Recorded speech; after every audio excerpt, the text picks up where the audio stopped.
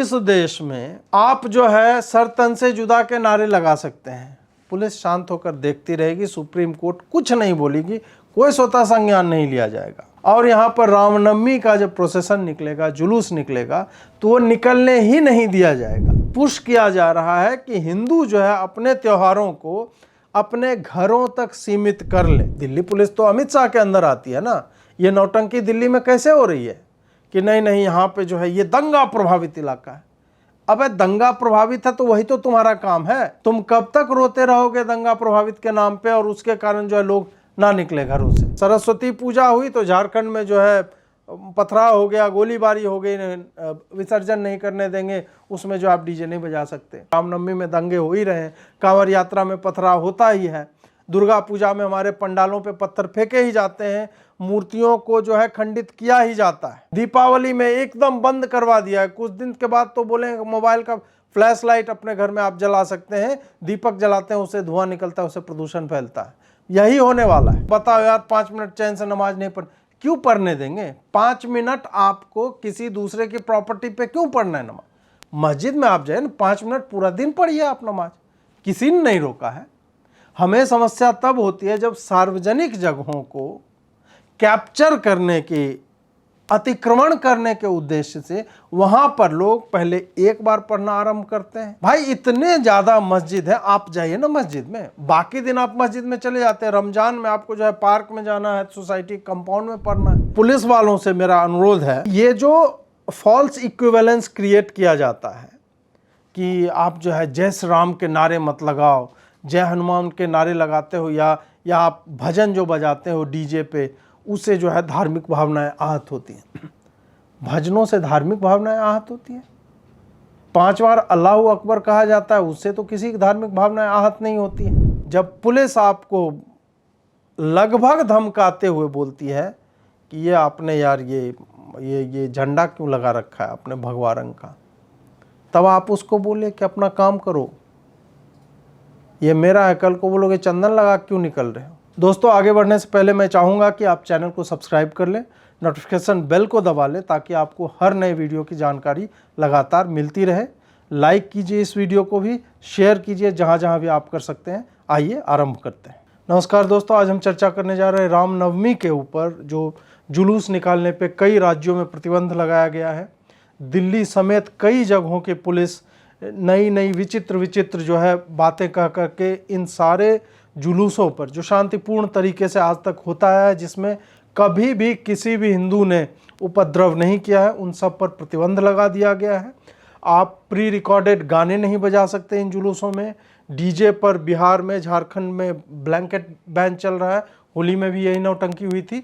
और दूसरा जो इस वीडियो का हिस्सा होगा वो यह होगा कि रमज़ान के नाम पर कई सोसाइटियों में हमें समाचार मिल रहे हैं कि वहाँ पर कुछ रक्कस क्रिएट किया जा रहा है। वहाँ पे अचानक से जहाँ 2 लोग नमाज पढ़ा करते थे, वहाँ पे पहले 10 लोग आते हैं, फिर 30 लोग आ जाते हैं, और उसके बाद फिर सोशल मीडिया पे चाहे साइमा हो, जुबैर हो, या कोई इसी तरह का मोहम्मद फैज़ल हो गया, इस तरह के जो अपने नाम में पत्रकार लिखते हैं या मुस्लिमों की एक वॉइस बनना चाह रहे हैं, ये सब किस तरह से एक एजेंडे को पुश कर रहे हैं, जैसे कि मुसलमानों को कहीं नमाज पढ़ने नहीं दिया जा रहा है। वो पूरा दिखा रहे हैं कि नहीं हम सताए जा रहे हैं।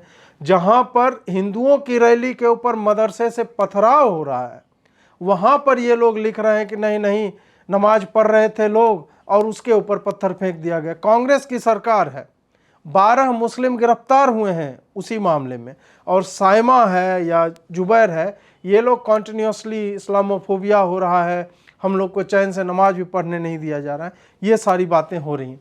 हम इन्हीं दोनों विषयों पर चर्चा करेंगे, और चर्चा का एक हिस्सा यह भी रहेगा कि जिस पुलिस को शांति व्यवस्था बनाए रखने के लिए हमारे टैक्स से सैलरी मिलती है, वही पुलिस इस बात के पीछे छुप जाती है कि नहीं शांति व्यवस्था भंग हो सकती है। अबे तुम्हारा वही तो काम है, वही रोकने के लिए तो तुम्हें वो वर्दी दी गई है, लाठी दी गई है, पिस्तौल दिया गया है, राइफल दिया गया है, और तुम्हारे ऊपर इतना पैसा खर्चा होता है, और तुम इन हर मामलों में नहीं वो जो है सेंसिटिव इलाका है, सेंसिटिव इलाका है तो खड़े हो, या तुम प्रोसेशन ही बंद करवा दोगे कि नहीं आप घर ही में मनाइए क्योंकि सेंसिटिव इलाका है। हम इन दोनों विषयों पर आज चर्चा करने जा रहे हैं। सबसे पहले हम चर्चा करेंगे दुर्गा शक्ति नागपाल की, और ग्रेटर नोएडा में एक कादलपुर है, वहाँ पे एक मस्जिद बनी हुई उसके बारे में। और दुर्गा शक्ति नागपाल आपको संभवतः याद होगा 2013 में अखिलेश यादव की गवर्नमेंट ने सस्पेंड कर दिया था। क्यों सस्पेंड किया था? तो यही ग्रेटर नोएडा में एक सार्वजनिक भूमि पर, जो ग्राम पंचायत की भूमि थी, उस पर मस्जिद की दीवार उठाई जा रही थी। उन्होंने उसको रुकवा दिया था और उसके तुरंत बाद इनको सस्पेंड कर दिया गया। बाद में जो है सोनिया गांधी ने मनमोहन सिंह को चिट्ठी लिखी कि ये गलत हो रहा है, इनका जो है ख्याल रखा जाए। उसके बाद अखिलेश के पिता से ये जाके मिली, इनके पति भी IAS ऑफिसर थे, और उसके बाद उनका सस्पेंशन जो है रिवोक होता है। ये वही दुर्गा शक्ति नागपाल थी जो सैंड माफिया से, जो अखिलेश के समय में पुष्पित पल्लवित हो रहा था, उससे 2-2 हाथ कर रहे थे। उसके बाद वो चर्चा में आई थी। तो ये वाला, अब ग्रेटर नोएडा की स्टोरी मैं क्यों सुना रहा, वो इसलिए कि अभी ग्रेटर नोएडा वापस से चर्चा में। उसकी एक सोसाइटी में कुछ लोग पहले जो है, वही जो मैं थोड़ी देर पहले बोल रहा था कि 2-3 लोग कहीं पे नमाज पढ़ रहे थे।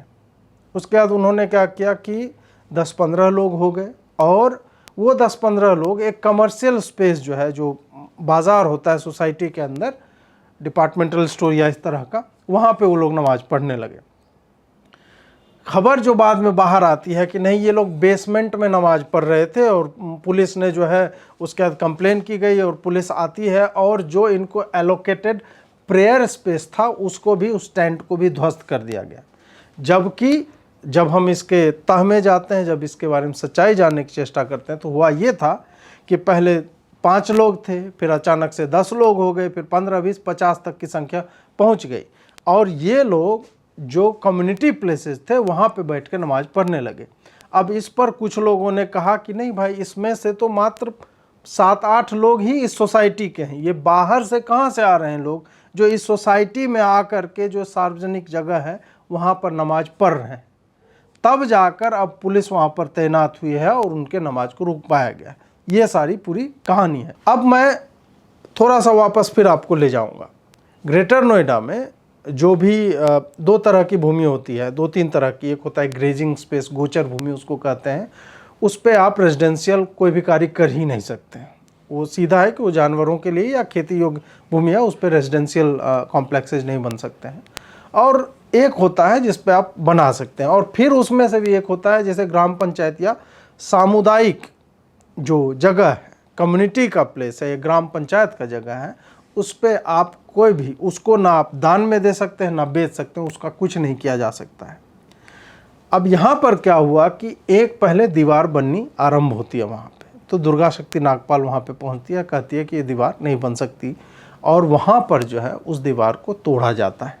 ये मैं 2013 की बात कर रहा हूँ। बहुत बवाल उस वक्त भी हुआ था। मैंने बोला ही कि उसके बाद उनको सस्पेंड भी कर दिया गया था।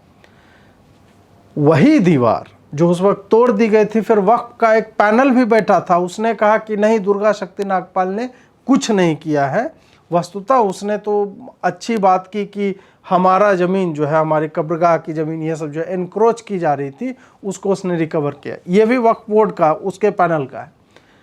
अब क्या होता है कि कुछ समय के बाद SDM बदल जाते हैं, नए SDM आते हैं, और तब तक एक ग्रैंड मॉस्क, एक बड़ी सी मस्जिद उस जगह पर बन जाती है, जहां पर उस मस्जिद के होने की कोई आवश्यकता नहीं थी। अब मैं ये क्यों कह रहा हूं कि एक मस्जिद बन गई, आप पूछेंगे तो मस्जिद बन गई, उनकी ज़मीन थी ग्राम पंचायत की, उस पर बना दी।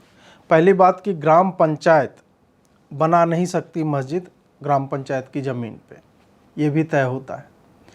उसको क्या किया गया कि सपा के समय में सरपंच इनका अपना आदमी था, तो उन्होंने कहा कि हमने दान कर दिया उस ज़मीन को, इस तरह की बात हुई थी, और उसके बाद वो बन गया। वो इलीगल स्ट्रक्चर है। दूसरा जो मैं कानून है, एक सुप्रीम कोर्ट ने 2009 में उसने एक आदेश दिया है कि आप कोई भी रिलीजियस स्ट्रक्चर बिना लोकल अथॉरिटीज़ के परमिशन के वहाँ बना ही नहीं सकते। तो इसकी परमिशन दी किसने?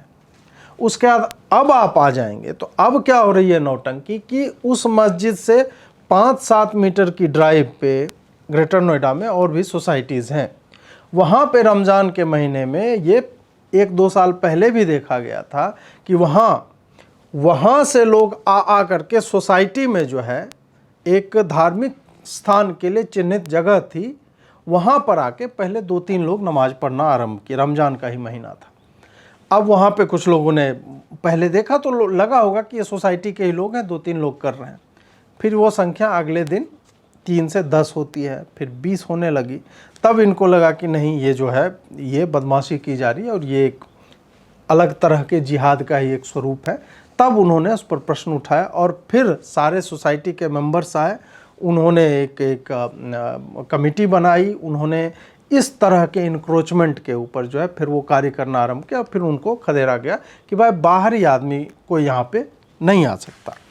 अब लेटेस्ट स्टोरी जो मैंने आपको बताई वो केवल एक सोसाइटी में नहीं हो रही है। एक जगह और समाचार आया था कि कुछ लोग गोदाम में बैठकर नमाज पढ़ रहे थे और उसके बारे में बजरंग दल के लोगों ने कंप्लेन किया पुलिस से, और उसके बाद पुलिस ने उनको जो है वहाँ से हटा दिया। इस पे पूरा ज्ञान दिया जाना कि लोगों को पता भी है कि तरावीह की नमाज क्या होती है, मुसलमानों को सताया जा रहा है, इस तरह का वही जो विक्टिम कार्ड स्वाइप करने की बात होती है, ये सब चलने लगी।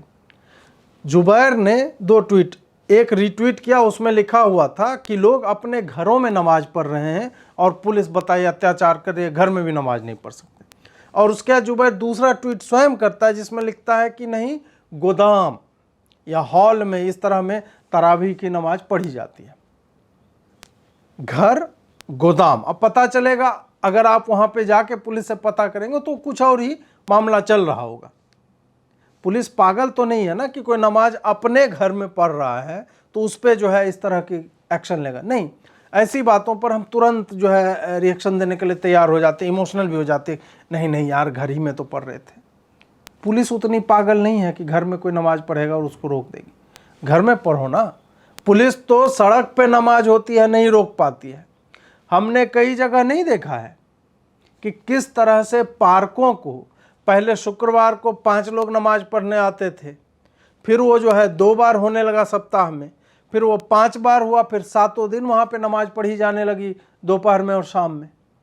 और ये कहाँ से आ रहे हैं? गुड़गांव सेक्टर 37 की मैं बात कर रहा हूँ।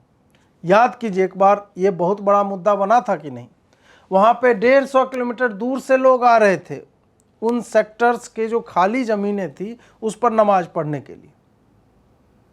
मैं ये सब इसलिए बोल रहा हूँ कि आपके भी सोसाइटीज़ में या in and around your office spaces जहाँ पे खाली जगह होंगी जो सार्वजनिक होगी, वहाँ पर इस तरह की घटनाएं होती हैं तो आप लोग सोशल मीडिया पर लिखिए इसके बारे में। ये कम से कम आपसे जो है अपेक्षित है। आप नहीं लिखेंगे तो पता चलेगा कि वहाँ पे अचानक से 20 ईंट रख के किसी ने हरी चादर जो उड़ा दी, 2 झंडे वहाँ पे लगा दिए, बोल दिए मजार हो गया, फलाने पीर यहाँ पे थे। अभी मजारें टूट रही हैं कई जगह पे, मतलब उस स्पीड से नहीं, 1-2 टूटी है तो पता चलता है कि उसमें कोई है ही नहीं। अभी लगातार उत्तराखंड से समाचार आ रहे थे कि धामी सरकार ने जंगलों में मजारें बनी हुई हैं। जो सरकार की वन विभाग की भूमि है उस पर मजार बना के प्रॉपर बाउंड्री बना के और उसको एनक्रोच किया गया है। यही तो बाद में फिर बाउंड्री बढ़ती है और वो फिर बड़ा सा मस्जिद बन जाता है, फिर वो वक्फ की प्रॉपर्टी हो जाती है। अब लड़ते रहिए उसको छुड़ाने के लिए। वक्फ का लॉ इस तरह का विचित्र है। अब मैं चर्चा करने जा रहा हूं रामनवमी और पीस कमिटीज़ के ऊपर। रामनवमी कल है, कुछ जगह हो सकता है परसों होगी। अभी अचानक से हमने कई जगह पे देखा है, दिल्ली की अगर मैं बात करूं तो जहांगीरपुरी में रिलीजियस प्रोसेसन उनको राम प्रतिमा को लेके घुमाने की एक अनुमति उन्होंने मांगी। दिल्ली पुलिस ने, नॉर्थ वेस्ट दिल्ली पुलिस ने डिनाई कर दिया। कल मैंने इस पर ट्वीट किया कि पूछ करके कि भाई ये तो आपका काम है ना, आपका काम है कि संवेदनशील इलाका है तो आप वहाँ पे खड़े रहिए, 10-5 कांस्टेबल को वहाँ पे लगाइए और खड़े रहिए। ऐसा तो है नहीं कि दिल्ली की हर गली में से जो है निकल रहा है। और रिलीजियस प्रोसेसन से आपको समस्या है तब तो फिर जितनी जगह नमाज हो रही है, नमाज पढ़ के जो लोग सड़कों पे आ रहे हैं उस पर भी रोक लगा दीजिए आप। वो तो आप नहीं करते हैं। कितनी जगह पर आपने देखा है कि हिंदुओं ने रैली निकाली है और रैली से पत्थर चले, जबकि हमने यह देखा कि रैली के ऊपर पत्थर चला है। पिछले ही वर्ष उत्तर प्रदेश के 10-11 जगहों पर और बाकी भी देश के 1-2 और हिस्सों में रामनवमी के दिन दंगे हुए कि नहीं? तो ये दंगे कौन कर रहा है? क्या रामनवमी वाले कर रहे हैं, या उन सब के ऊपर पेट्रोल बम फेंका गया, कहीं कहीं पत्थरबाजी हुई, कहीं लाठी चला, कहीं चप्पल फेंका गया? किस बात को लेके? जहांगीरपुरी में ये नौटंकी हुई, उसके बाद जयपुर आइए, जयपुर में इसी तरह से बाइक रैली जा रही थी, कोई कुछ नहीं कर रहा था। आप सोचिए कि बाइक रैली जाएगी, बाइक चल रही है और आपको लगता है कोई कहीं पे पत्थर फेंक देगा। एक बाइक तो है नहीं कि पत्थर मार के चला गया, एक बाइक अगर रहे तो उसका बैलेंस भी गड़बड़ा सकता है। यहाँ पे बाइक मतलब पूरी भीड़ है, उसमें से एक का बैलेंस गड़बड़ होगा, सारे लोग गिरेंगे। कौन मूर्खिया काम करेगा? कांग्रेस के राज में जयपुर की पुलिस ने 12 लोगों को नामित किया है, गिरफ्तार किया है, 12 के 12 मुसलमान हैं। और इस पर जो है चाहे सायमा हो या बाकी लोग हो, पूरा लिख रहे हैं कि बताइए, नमाज भी शांति से पढ़ने नहीं दे रहे हैं, उसके ऊपर पत्थरबाजी की। मतलब बाइक से चले हैं ये लोग रैली निकालने, उनका यही काम था कि जहां जहां नमाज हो रहा है वहां पत्थर फेंकते चलो। कभी सुना है आपने ऐसा? जबकि ऐसी रैलियों पर मुसलमानों द्वारा पथराव हमने हमेशा सुना है, ये एक आम बात हो गई है। और यही तो कारण है कि पुलिस जो है परमिशन नहीं देती। लेजिटिमेट कार्य के लिए पुलिस परमिशन देने से डरती है, उनको लगता है कि नहीं यार, आप जो है मतलब वो सेंसिटिव इलाका है, मत करो ये सब। और यहाँ पे खुद पत्थर फेंको, खुद बोल दो कि नहीं यार, बेसमेंट में नमाज पढ़ रहे हैं, उनको कोई रोकेगा तो बोलेंगे बताओ यार 5 मिनट चैन से नमाज नहीं पढ़। क्यों पढ़ने देंगे? 5 मिनट आपको किसी दूसरे की प्रॉपर्टी पे क्यों पढ़ना है नमाज? मस्जिद में आप जाए ना, 5 मिनट पूरा दिन पढ़िए आप नमाज, किसी ने नहीं रोका है। हमें समस्या तब होती है जब सार्वजनिक जगहों को कैप्चर करने के, अतिक्रमण करने के उद्देश्य से वहां पर लोग पहले एक बार पढ़ना आरंभ करते हैं। आप देखिएगा ये सब रमजान का नाम ले रहे हैं कि नहीं, अभी जो है भाई इतने ज़्यादा मस्जिद है, आप जाइए ना मस्जिद में, बाकी दिन आप मस्जिद में चले जाते हैं, रमजान में आपको जो है पार्क में जाना है, सोसाइटी कंपाउंड में पढ़ना है। क्यों भाई? छत पे पढ़ो अपने घर के, किसने रोका है? आप तो कोरोना के समय तक नहीं रुके, आपको जाना ही था, आप तो गए। फिर अभी ये क्यों किया जा रहा है? झारखंड में और बिहार में कई जगहों पर ब्लैंकेट बैन लगा दिया गया। आप डीजे नहीं बजा सकते, आप रिकॉर्डेड गाने नहीं प्ले कर सकते, आप किसी भी तरह का हाथी, लाठी, डंडा, रॉड, गड़ासा, फरसा, भाला, तलवार कुछ भी लेकर के प्रोसेसन नहीं निकाल सकते। और एक सुनिए, एक मुझे एक व्हाट्सएप पे आया है, उसमें तो यहाँ तक है कि जो गाड़ियों की दुकानें हैं, जो रिपेयर करने वाले शॉप हैं, वो अपने पास उस 2 दिन तक कोई भी रॉड नहीं रख सकते। सोचिए आप, यहाँ तक घुस घुस के जो है ज्ञान दिया जा रहा है। किस कम्युनिटी को, किस समुदाय को, जिसके ऊपर आज तक ऐसे एक भी प्रोसेसन में कुछ भी करने का कोई रिकॉर्ड नहीं है कि उन्होंने जो है मारपीट आरंभ की हो। इस जगह पे, इस देश में आप जो है सर तन से जुदा के नारे लगा सकते हैं, पुलिस शांत होकर देखती रहेगी, सुप्रीम कोर्ट कुछ नहीं बोलेगी, कोई स्वतः संज्ञान नहीं लिया जाएगा। और यहाँ पर रामनवमी का जब प्रोसेसन निकलेगा, जुलूस निकलेगा, तो वो निकलने ही नहीं दिया जाएगा। होली में आप गाने नहीं बजा सकते, होली में आप हुड़दंग नहीं कर सकते। होली में और होता क्या है? होली में अगर लोग गाना गाते हुए, बजाते हुए, नाचते हुए रंग अबीर नहीं खेलेंगे तो क्या करेंगे? आप मतलब क्या टीवी पे देख के होली खेलें? ये लगातार एक के बाद एक पुश किया जा रहा है कि हिंदू जो है अपने त्योहारों को अपने घरों तक सीमित कर ले। वो एक कॉमराडरी जो होती है, एक कम्युनिटी होने का, एक समुदाय होने का और सार्वजनिक जगहों पर जुटने का। ऐसा तो है नहीं कि हिंदू हर मंगलवार को जुट रहा है 50,000 की संख्या में हर सोसाइटी में हनुमान चालीसा पढ़ेंगे। मैं तो कहूँगा कि जहाँ जहाँ जो लोग हैं वो ये सब करें, हम तो नहीं करते हैं। मुस्लिम तो जुट रहा है, हर दिन नमाज पढ़ने के लिए जुटता है, हर दिन ना जुटे तो शुक्रवार को जुटता ही जुटता है, उस पर तो कुछ नहीं होता। लेकिन हम अगर अपने चुन करके, कितने पर्व त्योहार में हिंदू जुटते हैं, आप आरंभ से जनवरी से ले लीजिए, मकर संक्रांति पे जुटते हैं? नहीं जुटते। शिवरात्रि आएगी, होली आएगी, शिवरात्रि पर भी कहीं कहीं जगह पे शिव बारात जो है निकलती है या जुलूस, उस तरह की शोभा यात्रा निकलती है, तो ठीक है, वो भी हर जगह पे नहीं निकलती। होली आपने बंद कर दिया। शिवरात्रि पे हमने देखा अभी पत्थरबाजी हुई है पलामू में। उसके बाद रामनवमी आती है, उस पर अब तो नेशन में मुझे लगता है जहाँ भाजपा की सरकार है, ये दिल्ली पुलिस तो अमित शाह के अंदर आती है ना, ये नौटंकी दिल्ली में कैसे हो रही है कि नहीं नहीं यहाँ पे जो है ये दंगा प्रभावित इलाका है। अबे दंगा प्रभावित है तो वही तो तुम्हारा काम है। तुम कब तक रोते रहोगे दंगा प्रभावित के नाम पे, और उसके कारण जो है लोग ना निकले घरों से, वो कर दिया। उसके बाद फिर आप आइए, फिर कृष्णाष्टमी आएगी, उसमें रुकवा दीजिएगा, फिर दुर्गा पूजा आएगा, उसमें आप कुछ नहीं कर सकते, दिवाली में आपको पॉल्यूशन हो जाता है। तमाम तरह की बातें करके हिंदुओं को अब टीवी पे बम पटाखे फूटते हुए देखना है, और टीवी पे रंग बिरंग का मतलब कोई कलर वलर वाला वो चला दो, हो गई आपकी होली। इस तरह से टारगेट किया जा रहा है मेजॉरिटी कम्युनिटी को।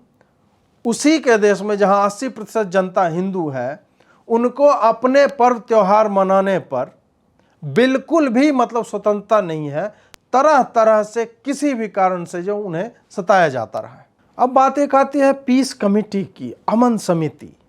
ये क्या होता है कि जहां मुसलमान कम हैं उन इलाकों में इस तरह की चीज़ें बनाई जाती है, और इसको पुलिस जो है वहाँ की बड़े ही सकारात्मक तरीके से ऐसे दिखाती है जैसे कि उनकी ये कोई उपलब्धि है कि शांति कमेटी की मीटिंग हुई और उसमें यह निर्णय लिया गया कि रामनवमी में जो है आप डीजे नहीं बजा सकते, और ये मुस्लिम इलाके हैं वहाँ से ये प्रोसेसन नहीं जाएगा।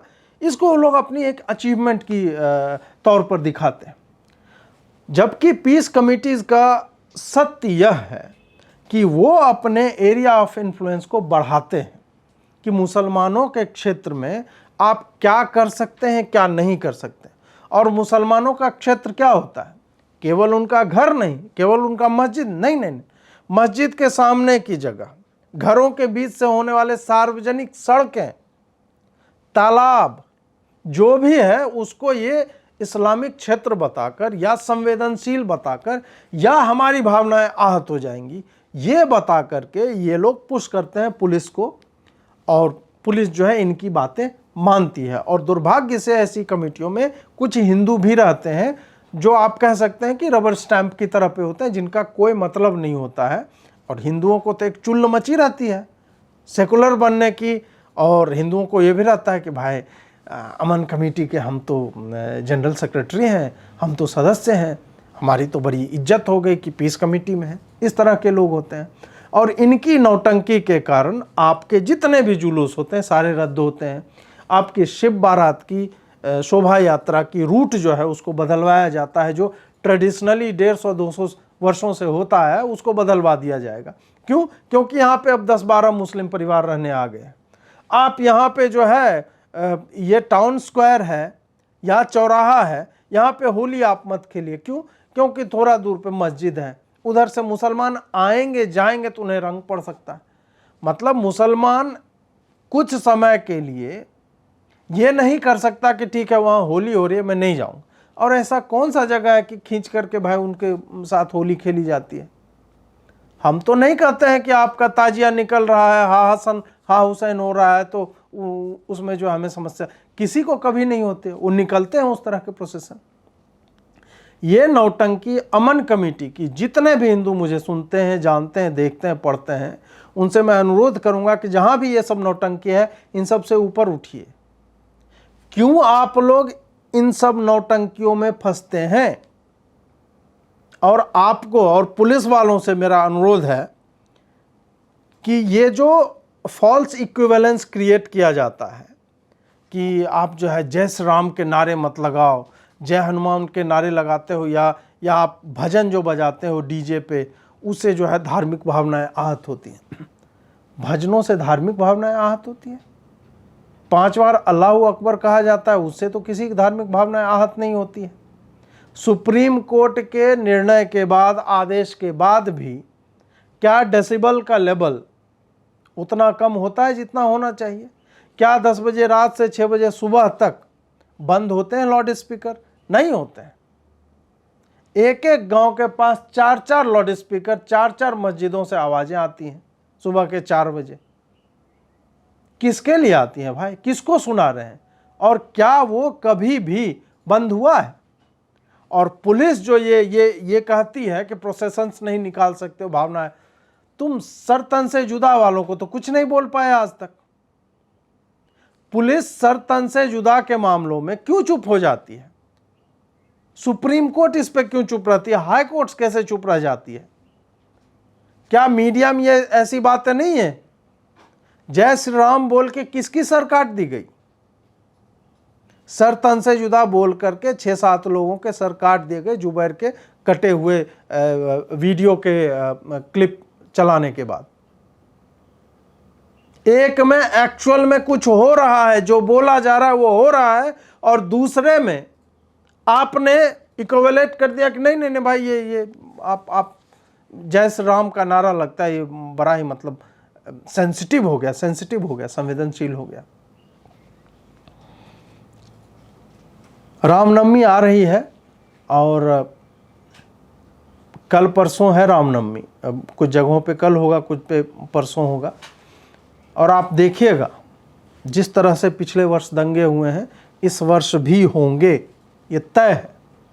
और यही पुलिस जो अलग अलग जगहों पे सेंसिटिव इलाका है, शोभा यात्रा नहीं निकाल सकती, ये सब कह रहे हैं ना, ये नहीं कर पाएंगे, उसको रोक नहीं पाएंगे। जबकि इनके पास पहले से इनपुट हैं कि इस तरह का होने वाला इनका काम है। और उनकी भी एक तरह से ऐसे मामलों में जहां पे इस तरह के दंगे होते हैं, उनका भी बहुत अधिक दोष नहीं है। हमें यह पता है कि वो जहाँ से जाएंगे वहाँ लोग घर में रात को बैठे हुए रहते हैं, 2 बजे भी कांवरियों के ऊपर पत्थरबाजी करने के लिए, वो वही इलाके हैं। और ये कल होगा, इतना बंदोबस्त के बाद भी। तो यही दुर्भाग्य है कि भारत जैसे राष्ट्र में जहाँ हिंदू बहुसंख्यक है, अपने किसी भी पर्व त्योहार को बिना इस्लामी आतंक की छाप के मना ही नहीं सकती। और इसमें कोई अतिशयोक्ति नहीं है। आप एक भी पर्व उठाकर देख लीजिए पिछले 6-7 वर्षों में, आप एक एक पर्व से एसोसिएटेड, मतलब सरस्वती पूजा हुई तो झारखंड में जो है पथराव हो गया, गोलीबारी हो गई, विसर्जन नहीं करने देंगे, उसमें जो आप डीजे नहीं बजा सकते। होली का मैंने आपको बताया, रामनवमी में दंगे हो ही रहे हैं, कांवड़ यात्रा में पथराव होता ही है, दुर्गा पूजा में हमारे पंडालों पे पत्थर फेंके ही जाते हैं, मूर्तियों को जो है खंडित किया ही जाता है। यानी मतलब असम तक आप चले जाइए, ये होता ही है। दीपावली में एकदम बंद करवा दिया है, कुछ दिन के बाद तो बोले मोबाइल का फ्लैश लाइट अपने घर में आप जला सकते हैं, दीपक जलाते हैं उससे धुआं निकलता है, उससे प्रदूषण फैलता है। यही होने वाला है, ये सब हमने देखा है।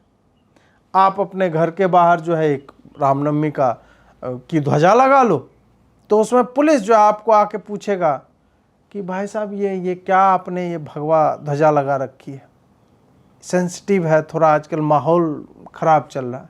इस तरह की बकैती हमारी पुलिस करती है। वो पुलिस जिसका नेम प्लेट आप पढ़ेंगे हिंदू होगा।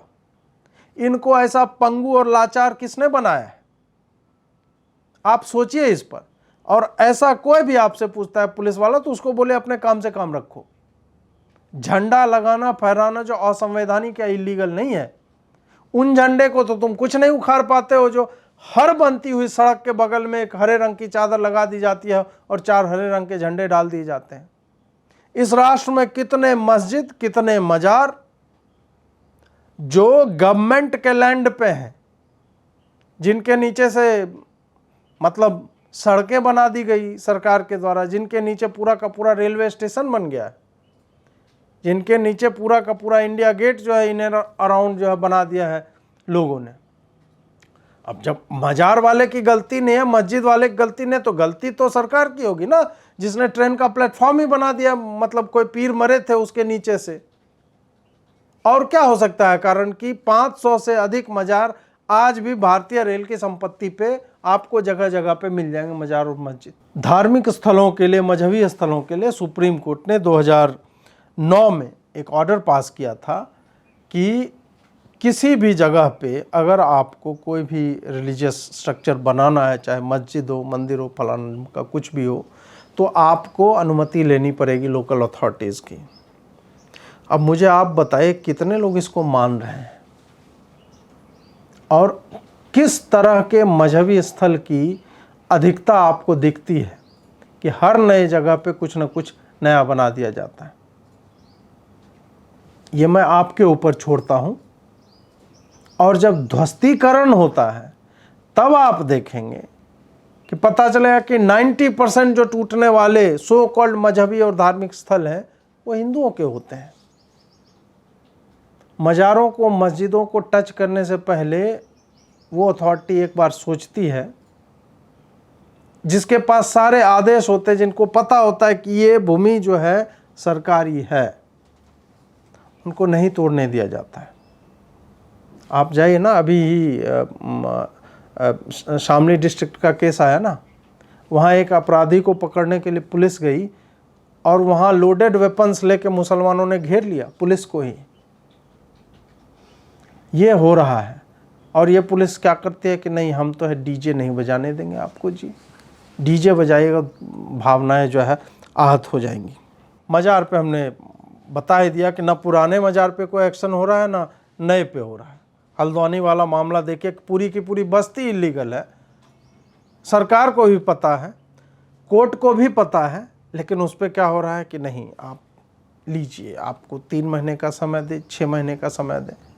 वहीं कोई दूसरे धर्म के लोग होते तो उसको जो है अलग तरीके से ट्रीट किया जाता है, ये हमने देखा है। अब ज़्यादा बोलूँगा तो फिर एक कंटेम्प्ट का केस तैयार हो जाएगा। पब्लिक प्लेसेस के अतिक्रमण की आदत जो है एक विशेष समुदाय में अधिक है। आप फिर मैं वही नोएडा की कुछ सोसाइटीज़ का, जो भी नोएडा में लोग रहते हैं उनको पता होगा, और जो नहीं रहते उनके लिए गुड़गांव का उदाहरण है, सेक्टर 37 का, जहां मेवात से आ रहे 150 किलोमीटर दूर से लोग खाली नमाज पढ़ने के लिए आ रहे, इतने धार्मिक। बाद में बताएंगे कि नहीं यहाँ से कोई पैगंबर यहाँ से गुजरे थे कभी, इसलिए किसी रैंडम आदमी के नाम पे कोई पीर का मज़ार बना दिया जाएगा उस जगह को। तो वहाँ के उन सेक्टरों के निवासियों ने इस पे बहुत अधिक विरोध किया, तब जाकर यह बंद हुआ है। अब इसमें क्या नौटंकी है, एक लीगल नौटंकी जो है कि इसमें सुप्रीम कोर्ट ने कह दिया है कि अगर कोई इस तरह की चीज़ बन भी जाती है तो गवर्नमेंट जो है उसको विस्थापित करे, मतलब वहाँ से उठा के कहीं और उतनी ही भूमि दे। ये सारी नौटंकी है। ये जो रेलवे ट्रैक के किनारे या स्टेशंस के किनारे आपने देखा होगा, एक बार नहीं, मतलब इस राष्ट्र में दर्जनों, दसियों, बीसियों ऐसे स्टेशन हैं जिसके पूरे दोनों तरफ आपको स्लम्स दिखेंगे और उसमें एक खास समुदाय के लोग रहते हैं। उनके ऊपर जब अतिक्रमण को क्लियर करने की बात आती है तो सरकार को कहा जाता है कि आप इनको कहीं भूमि दो, और भूमि नहीं दो, प्रधानमंत्री आवास योजना से इनको आवास दिया जाए, आवंटित किया जाए, डीएम को बोलती है सुप्रीम कोर्ट। कितनी अच्छी बात है।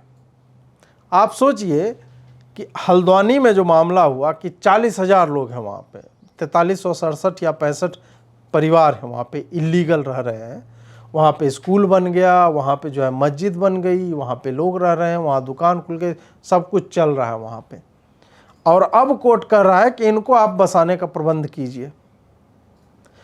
बसाने का कर दे प्रबंध सरकार। मैं तो गवर्नमेंट को बोलूँगा कि इन सब का आधार कार्ड, या इनसे हर परिवार से 4000 लोग हैं, आप जो है 100 परिवारों से हर दिन या अधिक लोगों को बुला के ये कीजिए कि ये किस जगह से आए। ऐसा तो है नहीं कि बारिश हो रही थी उसके बूंदों से ये उपज गए हैं हल्द्वानी में, कहीं से तो आए होंगे। तो इनको जो है जिन जगह से आए हैं उन सरकारों को बोला जाए कि लैंड अलॉट करें, वो उनके गांव में या जहां पे भी हैं।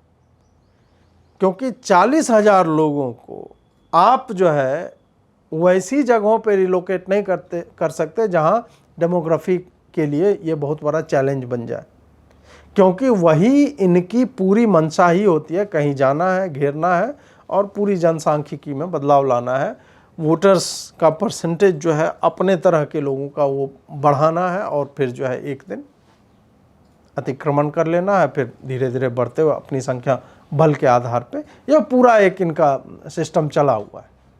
तो मुझे लगता है कि इस तरह के कानून जब भी सुप्रीम कोर्ट बनाती है तो उसको इसी तरह से इन्फोर्स करना चाहिए कि जहाँ से आए हैं उनको वहीं पे ले जाया जाना चाहिए। सुप्रीम कोर्ट क्या कहेगा, मतलब सुप्रीम कोर्ट आज तक अपने कानूनों को ही कहाँ लागू करवा पाया है। लॉर्ड स्पीकर पे सुप्रीम कोर्ट का ही उसी का आदेश है और सुप्रीम कोर्ट बोलता है कि मेरा शब्द ही है, मेरा अमरेंद्र बाहुबली टाइप, मेरे शब्द ही है मेरा शासन। इस तरह से कौन मान रहा है तुम्हारा शासन? किस मस्जिद से एक लाउड स्पीकर उतर गया है? कोई नहीं मानता है सुप्रीम कोर्ट की बात। तो सुप्रीम कोर्ट जब बोलता है कि नहीं नहीं आप नए रिलीजियस स्ट्रक्चर्स क्रिएट नहीं कर रहे हैं, तो आप देखिए जाके कौन से समुदाय का व्यक्ति जो है इस बात को नहीं मानता है। मज़ारों की संख्या का मुझे लगता है कि पूरे देश में ऑडिट होना चाहिए कि ये सड़क के बीच में जो है मज़ारे हैं और कहीं मंदिर भी बना है। ऐसा नहीं है, मैं यह नहीं कह रहा हूँ कि मंदिर कहीं बनते ही नहीं, सड़क के बीच मंदिर भी हैं, यह भी हमने देखा है। तो जहाँ पे भी हैं, भले 90 मज़ार पे 10 मंदिर होगा लेकिन है, तो मैं कहता हूँ कि तोड़ो उसको, सबको तोड़ो। आप ये नहीं कर सकते कि मंदिर अगर कहीं बना उसको तोड़ दिया, मज़ार बगल ही में उसको छोड़ दिया आपने। ये हो रहा है, ये दिल्ली में ही हुआ है और जनवरी के महीने में हुआ, बहुत दिन पहले नहीं हुआ है। ये सब हमारा देखा हुआ है। तो सुप्रीम कोर्ट जब इस तरह ज्ञान देता है तो उसको अपने लॉ को ही इन्फोर्स करवाने के लिए कुछ करना चाहिए। ये नहीं कि हमने बोल दिया हो गया, आधा लॉ फॉलो हो रहा है आधा नहीं हो रहा है, कुछ लोग कर रहे हैं कुछ लोग नहीं कर रहे हैं। और इन सब के लिए, इस पूरी दुर्गति के लिए, हिंदुओं की जो दुर्गति है, हिंदू ही उत्तरदायी हैं इसके लिए। इसका पूरा का पूरा दायित्व हिंदुओं के ही सर पर जाना चाहिए। जब पुलिस आपको लगभग धमकाते हुए बोलती है कि ये आपने यार ये झंडा क्यों लगा रखा है अपने भगवा रंग का, तब आप उसको बोले कि अपना काम करो, ये मेरा है। कल को बोलोगे चंदन लगा क्यों निकल रहे हो। और ये देश में माहौल तो बन ही गया है ना कि हिंदू जो है अपने ऑफिसेज में टीका लगा के नहीं जाता है। क्यों नहीं जाता है? कलावा नहीं बांधता है, क्यों नहीं बांधता है? ये एक बना दिया गया कि हिंदू अगर अपने धार्मिक चिन्हों का प्रदर्शन करता है, जो उसके जीवन शैली का एक हिस्सा है, अंग है, तो उसको इस तरह दिखाया जाता है, अरे यार क्या तुम ये सब चंदन टीका लगा के बाबा जी हो क्या, ये पंडित हो क्या, ये सब कहा जाएगा। और वही मुसलमान मतलब दोपहर में जब उसका लंच टाइम नहीं है, उसका नमाज का टाइम है, वो चला जाता है, तो अरे बहुत एकदम बहुत धार्मिक आदमी है, मजहबी आदमी, एकदम मजहब को लेकर बहुत सीरियस, बहुत अच्छी बात है। ताली पीटते हैं, नुसरत फतेह अली खान गाने गाते हैं। ये एटीट्यूड हिंदुओं का है। मुसलमान को कोई समस्या नहीं है, उसको पता है उसको क्या करना है। हिंदुओं को अपने प्रतीकों पर, अपने चिन्हों पर लज्जा आती है और यही कारण है कि तुम्हारे धर्म से जुड़ा हुआ बंदा तुम्हारे बहुसंख्यक क्षेत्रों में तुमसे यह उम्मीद करता है कि तुम रामनवमी का प्रोसेसन मत निकालो, और तुम्हें धमकाता भी है, बहुत पैसिव एग्रेशन से धमकाता है। कुछ नहीं कहेगा आपको ज़्यादा, वो खाली बोल के चला गया बहुत संवेदनशील इलाका है, तुम पे नज़र रखी जा रही है, तुम पिछले बार भी झंडा लगाए थे। हर ऐसे प्रोसेसन के समय, हर ऐसे त्यौहार के समय जो है पुलिस एडवाइजरी जारी कर रही है कि आप ये नहीं कर सकते, आप वो नहीं कर सकते, आप ये नहीं कर सकते। भाई बाकी टाइम पे तो तुम नहीं करते हो। क्या हम नहीं जानते हैं कि बाइक पे स्टंटबाजी किस समुदाय के लोग किस समय पे करते हैं? छुपा हुआ है किसी से, उसको तो नहीं रोक पाते हैं आप। बाकी भीड़ें निकलती है और सरतन से जुदा के नाम पे लाख लोगों की भीड़ निकल रही है। कमलेश तिवारी को काट दिया जाता है, कन्हैया लाल, उमेश कोल्हे, अंकित, प्रवीण, राहुल, विनोद, कितने नाम हैं। किसने मारा है और कब मारा है, इसकी भी टाइमिंग देखिएगा। हिंदुओं के त्योहारों की जगहें संकुचित होती जा रही हैं और मुस्लिम नमाज पढ़ने के लिए अपने घर से निकल के सोसाइटीज़ के, हाई एंड सोसाइटीज़ में बोल रहा हूँ, उसके कम्युनिटी स्पेसेस में जाता है, उसके बाज़ार में जाता है, उसके बेसमेंट में घुस रहा है।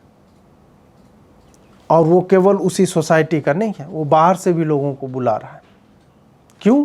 ताकि सोसाइटी के बीचों बीच एक मस्जिद खड़ा किया जा सके, जहाँ कुछ नहीं है, कोई जगह नहीं है, वहाँ पे लोगों को बुला करके और एक तरह से अपने शक्ति प्रदर्शन के माध्यम से ये करना। ये कौन करते हैं लोग? आपकी जगह जब सिमट रही हो तो आप सिमटिए मत। आपको हर बार अपने स्थानीय स्तर पर पुलिस के साथ प्रतिकार करना होगा कि लॉजिक बताओ, क्यों ऐसा कर रहे हो। मतलब हिंदू अपने ही इलाके में डीजे नहीं बजा सकता और होली पे जो है नाच नहीं सकता। ये तो मेरा व्यक्तिगत अनुभव है, अभी होली का, अपने गांव में जब था मैं तब का अनुभव है। लाख लाख रुपए के बॉन्ड भरवा लिए जाते हैं डीजे वालों से कि अगर तुमने डीजे दिया, सुप्रीम कोर्ट की क्या गाइडलाइन है, एक डेसिबल कि इस लेवल से ऊपर आप नहीं बजा सकते। लेकिन Bihar police, Begusarai police, Patna police, ये सब अपना गाइडलाइन जो है चला रहे हैं कि नहीं, आप बजा ही नहीं सकते, आपको कुछ नहीं मिला। मैं अपने गांव में सड़कों पर घूमते हुए म्यूजिक नहीं बजा सकता। यह स्थिति हो गई हिंदुओं की आज के समय में। पुलिस या सुप्रीम कोर्ट आपकी सहायता के लिए कभी नहीं आएगा। ऐतिहासिक रूप से आज तक नहीं आए हैं ये लोग आपके त्योहारों को बंद करवाने के लिए अवश्य ही आएंगे। इसीलिए आप लोगों को ही अपने त्योहारों को बचाने के लिए, अपने धर्म को बचाने के लिए आगे आना पड़ेगा। और जो दूसरे लोग आपके कम्युनिटी स्पेसेस का अतिक्रमण कर रहे हैं, उनको भी रोकने के लिए आपको आगे आना पड़ेगा। आप नहीं अगर आगे आएंगे तो फिर वही जो PFI का विजन 2047 डॉक्यूमेंट था ना, वो डिसबैंड हो गई संस्था, कोई बात नहीं। लेकिन उनके लोग वही हैं, वो अभी भी अपना कार्य कर रहे हैं। कुछ लोगों को NIA ने संभवतः पकड़ा है, लेकिन सारे लोगों को नहीं पकड़ा। ये जो कैंसरस इनकी जो शाखाएं थी, विषाक्त शाखाएं, वो फैली हुई हैं और फैल रही हैं। उनको रोकने वाला कोई नहीं है, इनको रोकिए। रामनवमी है, जहाँ पर भी आप हैं, बिल्कुल अगर शोभा यात्रा निकल रही है, निकालिए, उसमें शरीक होइए, झंडे लहराइए, नारे लगाइए। नारा लगाना, झंडे फहराना और एक साथ असेंबल होना कोई भी संवैधानिक अपराध नहीं है। बिल्कुल एकदम ये लीगल है, आप कर सकते हैं, आपको करना चाहिए, ताकि पता रहे कि हिंदू धर्म जीवित है, हिंदू जीवित है। और ये हिंदुत्व के नाम पे जो हिंदुओं को आतंकवादी बनाने की चेष्टा की जा रही है, उसको जो है वंस एंड फॉर ऑल, ये लगातार आप धीरे धीरे नहीं करेंगे तो आप वहाँ तक नहीं पहुँच पाएंगे कि इनको चुप कराया जा सके। जुड़ने के लिए बहुत बहुत आभार। नमस्कार।